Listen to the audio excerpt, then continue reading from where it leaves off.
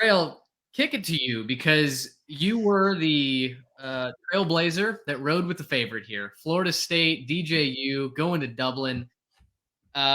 We had evidently not learned our lesson from history before, where the favorite goes to Dublin. There's no way this other team who can't do X or shouldn't be able to do Y storms into a foreign land and wins the game outright. And yet, that's exactly what Georgia Tech did. What did you take away from Georgia Tech 24, Florida State, formerly the 10th ranked team in the country? well, 21. What was your big takeaway from that game? Yeah, I'm concerned about Florida State without Jordan Travis under Mike Norvell because when you look at their entire success under Mike Norvell, it's come with Jordan Travis running things from the quarterback position. I don't want to make this an anti DJU take. I think that's the easy, low hanging fruit. He was a problem, but he was maybe like problem 4 or 5 down the list of problems because they just got dominated on both sides of the ball on the line of scrimmage. The offensive line couldn't block a pass rush that we highlighted in the preseason as really needing to desperately improve. Hats off to Georgia Tech for doing that. They looked really, really good on the field on Saturday. And then on the defensive side of the ball, Georgia Tech was just getting whatever they wanted on the ground. Haynes King only had to throw 16 passes the entire game, something like that. Yeah. That's just ridiculous. And that is not characteristic of what we see in Florida State. Now, what I will say is when you have a guy like Jordan Travis that can make big throws and make plays with his legs and isn't just a step timid, you can overcome some of those things because you'll keep moving the ball on offense. Florida State had one drive in the last 21 minutes of game time.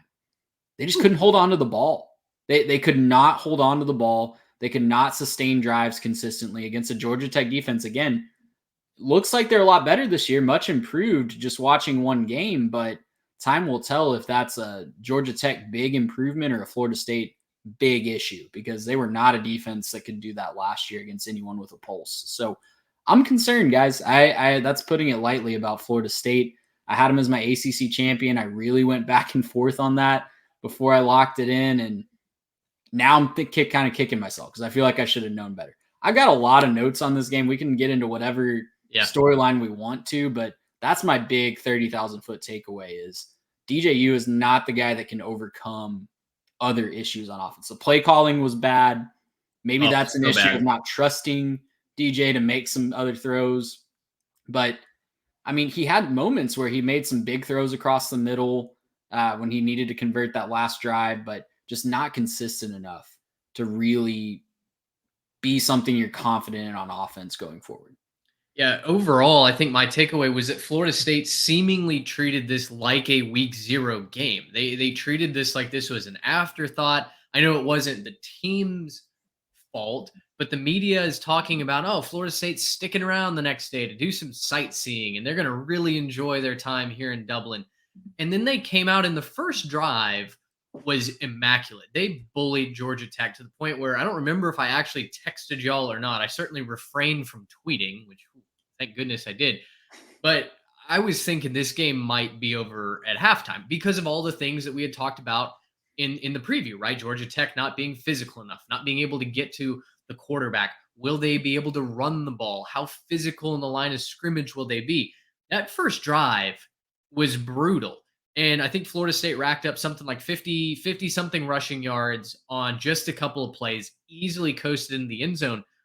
Guys, Tyler Santucci then only allowed 46 yards, I believe, the rest of the game on the ground to the Seminoles. The trenches for Georgia Tech stood up.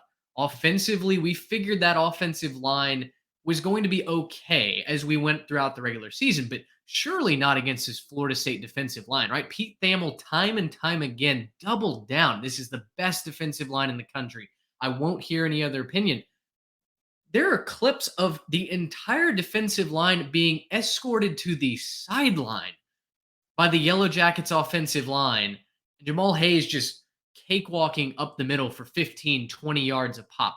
It was as incredible of an undressing as I think we've seen in quite some time from a team that came in with such lofty expectations. And maybe that's shame on us, right? They were replacing so much proven production from last season. I wrote about this on our Substack article, maybe we really did just assume that Mike Norvell is the wonderkins of the transfer portal. And no, he may not be as loud as Lane Kiffin, but boy, he knows how to fit those jigsaw pieces together.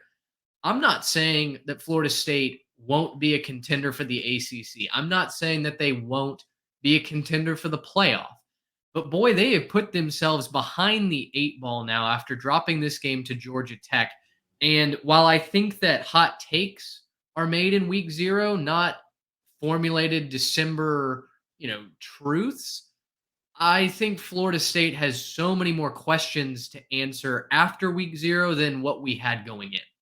Well, and Mitch, you took some of the words I was going to come into this. I mean, honestly shocked at the difference in physicality on both sides of the ball. I figured it was going to be completely flipped where, Georgia Tech's going to get bullied off of it. They're going to fight. They're going to, maybe kind of hang in there and make something happen every now and then. But I figured they were going to get bullied off the ball, especially on both lines of scrimmage. It was exactly the opposite. I mean, you talk about people getting escorted to the sidelines, the big kind of viral clip of everybody going, kind of student body left. And then there's that huge cutback because the offensive line just moved everyone. They said, we're taking the entire, box. We're just moving the box off the field, right this way, sir. Right. It was kind of incredible. And there were a couple other plays where I saw they're just a lot more, I think, want to out of Georgia Tech. I saw a lot more kind of desire to fight for those little extra yards. Obviously, on that play that set up the field goal to win it, there was plenty of want to there with kind of hitting that ball on the screen and just getting upfield, fighting for every yard you could possibly get.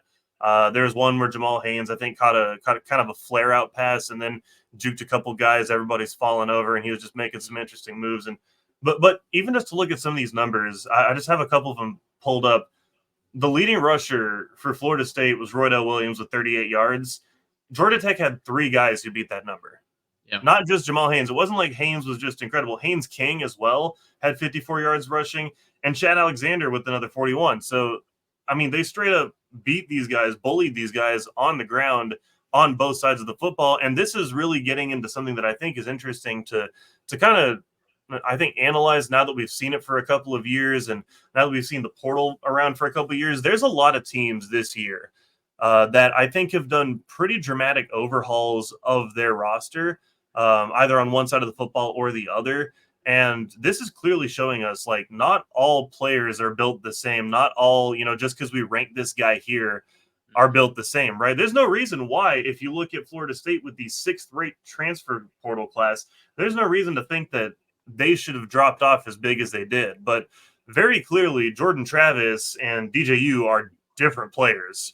And very clearly, whatever they brought in with Roydell Williams and whatever they're, trying to piece together with Toa Feely and some of them, like, that's not working as well as it did last year.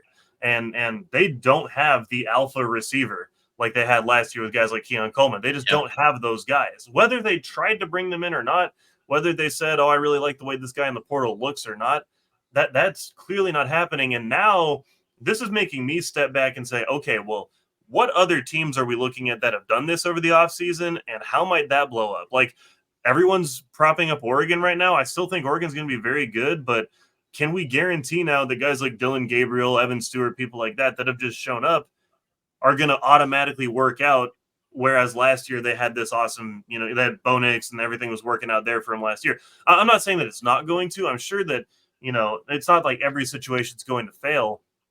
But I think at this point we got to kind of step back and say, well, hang on a minute. Do we need to pause as a college football world and kind of question some of our presuppositions about the transfer portal and development and culture and fits and style of player and everything else?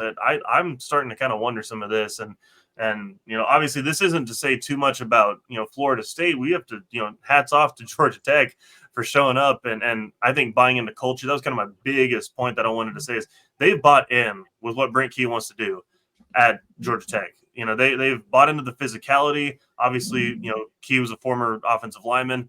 They bought into that physicality. They bought into that workhorse ethic type of thing. And I think that showed a bunch in Ireland when they just went up there and straight up bullied those guys and spoiled their vacation. Well, to your point, Garrett, last year's Florida State team was a bunch of second-year transfers. They took some lumps their first year, right? They wasn't a complete picture. They beat LSU the first game of the season, that first year with Jordan Travis. But On a blocked PAT. On a blocked PAT, exactly. Like, it wasn't like it was a finished product game one. And it was a LSU team that had a lot of first-year transfers on that one as well. So Haynes King, second-year transfer, second year in the system. Was he the reason Georgia Tech won that football game? No. But he made way more plays than DJU did down the stretch. He kept the chains moving when he needed to with his legs. He made some big throws down the stretch to keep that last drive moving. I think their second to last touchdown drive, he had completed like 5 of 6 passes, made some big time throws. So it's a guy that's way more comfortable in his system at this point. Does that mean Florida State can't get it together by the end of the year? They absolutely can, because they have the talent. They're still probably the most talented team on paper in the conference, but they've just lost their margin of error. They already have lost their margin of error in week 0, and that's a dangerous place to be even in a 12-team playoff. Well, I'll say this. Like, I think this is maybe some people are taking this as an automatic negative, a hit against the veracity of the expanded playoff system. I actually think this is a positive from it. Now, do I think that Florida State looked like a team that's going to make the playoff? No, that was not what I saw in week 0. But again, I'm not going to make a conclusion about a team in December right now on August 25th, because as we all know, progress isn't linear. Teams that kick off the season in August and September rarely look like that version of themselves come November and December when the chips really are down. For me, this keeps Florida State in the game. This keeps Florida State engaged throughout the course of the regular season, or at least really, I guess, maybe until they lose another game.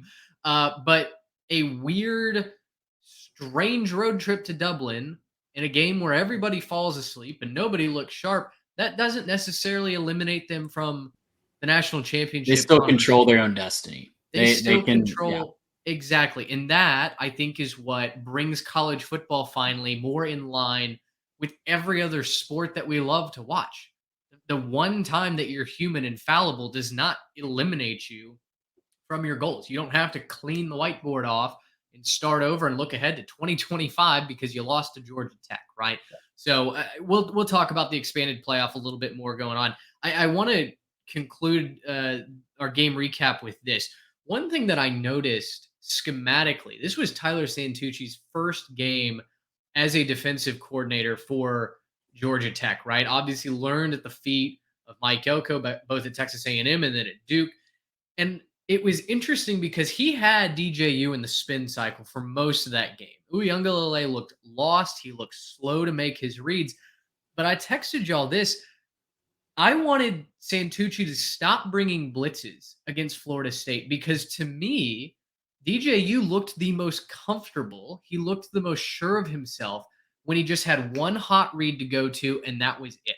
When Georgia Tech brought a blitz and he had to get the ball out of his hands quickly, he delivered some of his most accurate and surefire passes of the game. That last touchdown drive, both fourth down conversions of, I think it was like 4th and 6 and then 4th and 9, if I'm not mistaken.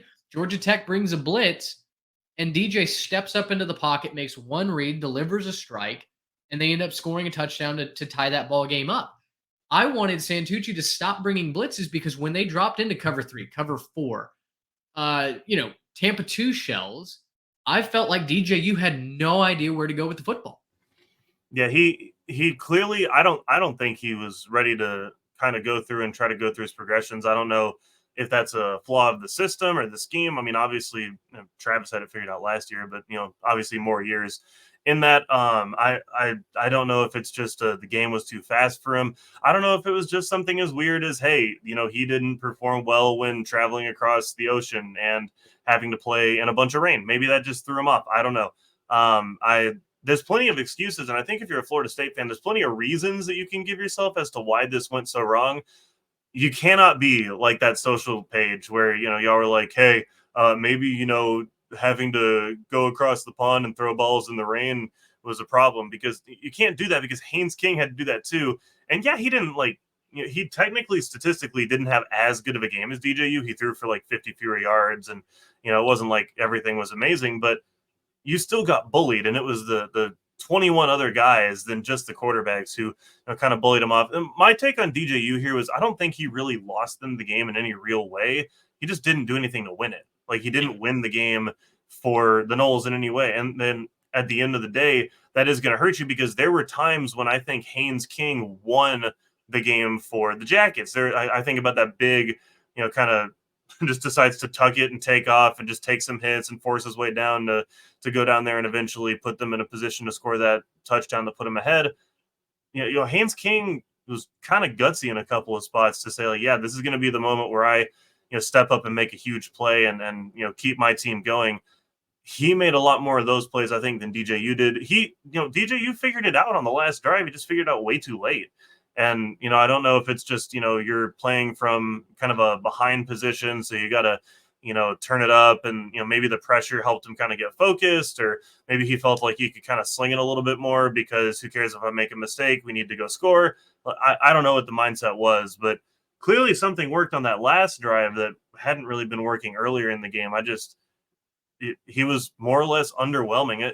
I don't think that this conversation needs to be centered around DJU at all. I know that we like to kind of focus on the quarterbacks, but like there are 21 other guys starting for Florida State that you could point the blame at besides just DJU. You could point the blame at the running backs for not creating anything, offensive line for not paving the road for the running backs, receivers for not getting open more often or giving DJU more obvious looks. I mean, that's part of it too.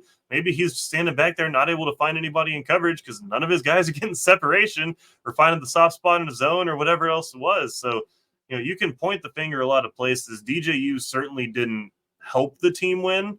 He certainly didn't, go above and beyond. But yeah, there's a lot of guys you can point the blame at for Florida State right now. They're going to have to turn it up if they want to control their own destiny. Like you were saying, they're going to have to turn it up the rest of the season, because this effort, even if DJU, starts coming out here throwing for 300-400 yards, the rest of the team ain't there. They're not good enough right now to make a playoff. This is the last thing I'll say, because I know we spent a lot of time talking about this one game. The scheme looked broken. Did it not for Florida State? The offensive scheme just looked broken. They couldn't get plays in time. That 2-minute drill at the end of the first half was just an atrocity. Bad. Criminal. Looked like a Jimbo Fisher at Texas A&M 2-minute drill. I counted. They got in from the 2-minute timeout to the field goal. It was 6 total plays, counting all the timeouts. That's atrocious. You got to run more plays. I'm sorry. This is 2024. This is a different year. You got to throw more plays in that 2 minutes. Well, and they are literally a broken tackle on a swing pass away from not even getting that field goal opportunity. And it was a miracle field goal. It was a 59-yard field goal. And they're lucky that they have an All-American caliber kicker that they even got points out of that. And that's a drive when the game is still in doubt, and you are kicking the ball to Georgia Tech to start the second half. It was a mess all around. Looked like they weren't ready to play. We'll see how they come out in their next couple of games, but just really a lot more questions than answers right now for the Seminoles. Yeah, even worse. That wasn't a swing pass. I'm misremembering. That was a halfback sweep. Yep. Trying to get to the boundary just to keep it within, I think at that point, I think they were 56 yards away. So on a sweep at best, you're hoping Williams gets 2 or 3 and then steps out of bounds. He loses 3 yards. Ended up making it that 59-yard attempt, which obviously they made. Borderline miracle. But Florida State, a lot to get cleaned up. Garrett, you said it. DJU, not the reason why Florida State lost it. He didn't turn the ball over, but I think it is the low-hanging fruit for everybody on Twitter. There were some pretty great memes, I'm not going to lie, at his expense. Memes. But yeah, Florida State it was the sum of their parts, and it was a lot of broken parts yesterday. So and also, I want to say one more thing. Speaking of Twitter and the memes and everything else, shout out to Georgia Tech for having all of their stuff ready to talk. They were so ready. You can tell they had stuff where it's like, we're going to keep this in a folder just in case. We're not going to tell anybody about this, but this is all ready just in case we can pull this thing off. And they were ready to talk their mess, and they did it. And I'm so happy for them. It was awesome to see. And seriously, like, what a great win for Georgia Tech, right? Like, take all of the Florida State talk aside. What a great win for Georgia Tech. We're talking, hey, it's going to be tough for them to maybe find their way back to a bowl because their schedule is so tough. And, hey, there's a lot of really good teams on their schedule. They're going to really have to perform well with the offense because clearly they're not going to have a good defense. They shut all of that up. I think Georgia Tech, we got to start to monitor a little bit more closely what they've got this year because, they play like that. If Florida State's actually a really good team, but Georgia Tech just is them, I'd be really, really excited to see where they could go this year. We're on the bandwagon once again. We've been leading that charge, and hey, they don't have Bowling Green at home this year, so I There think you go. stock up all around on Georgia Tech. Gracious him! How about